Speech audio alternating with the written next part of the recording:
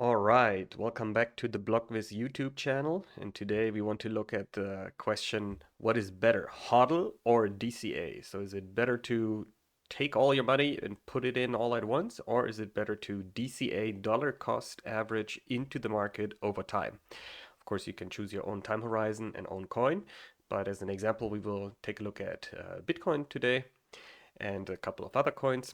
And let's start with the time horizon of the last 365 days. And you see here in blue the HODL line, so what have you held?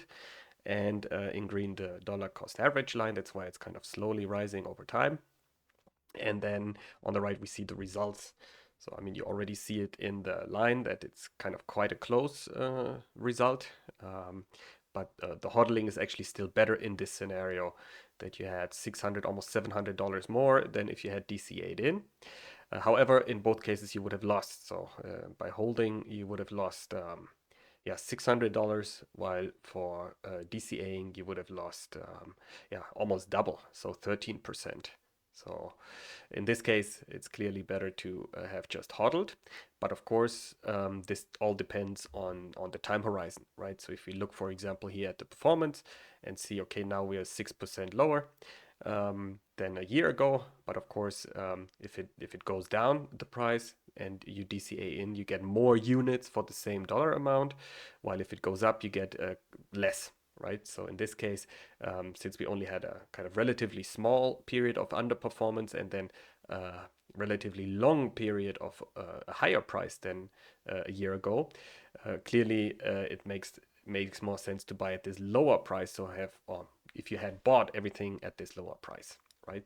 However, if we look at the Q4, maybe the last 90 days, then the picture clearly changes, and you see here already that that the simulation result is different now, right? So here we see, okay, you have 1,000, and the amount is $10,000, right?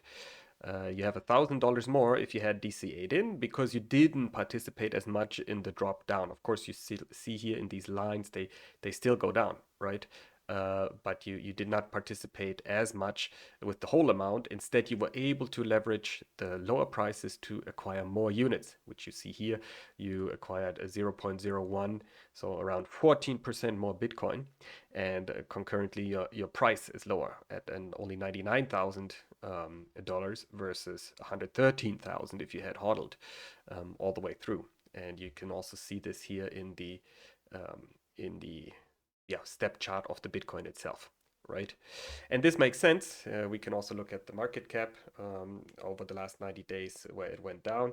And this corresponds, of course, also to the price. So you are able to participate in this much more. Let's take another look at another coin, maybe.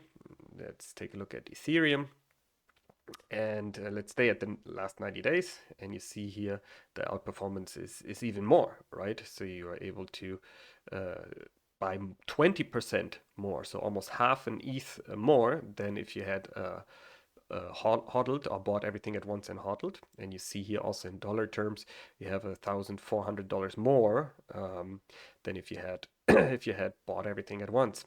However, if we go back to last 365 days and check it there, oh, and you see actually differently from what we saw before with Bitcoin, it's it's here, yeah, even across a time horizon of 1 year, better to have DCA'd in than to just have bought everything at once. And you see here the outperformance is yeah, $1,600 or around 16%. And let's take a quick look at the chart of why that is. Let's leave Bitcoin in to see the difference. And you see here that we had a much longer time of underperformance, right? Basically, after the inauguration day, we already had like months and months, including the tariff tantrum, where yeah, Ethereum was lower, much lower than a year ago, and only then it was starting to catch up. But it took till the middle of the year to yeah, to really to really catch up with the old price from a year ago, right? So you during that time you were able to acquire many more units for the same dollar amount, and this is basically what you can see here. So of course it depends on which direction the price goes in, but sometimes in life you get a bonus from work, or maybe you inherit some amount of money and you need to make that decision. Okay, do I go in or do I DCA in? And then whenever you made the decision and you want to cross-check it, you can use this simulator. I hope that was helpful, and see you next time.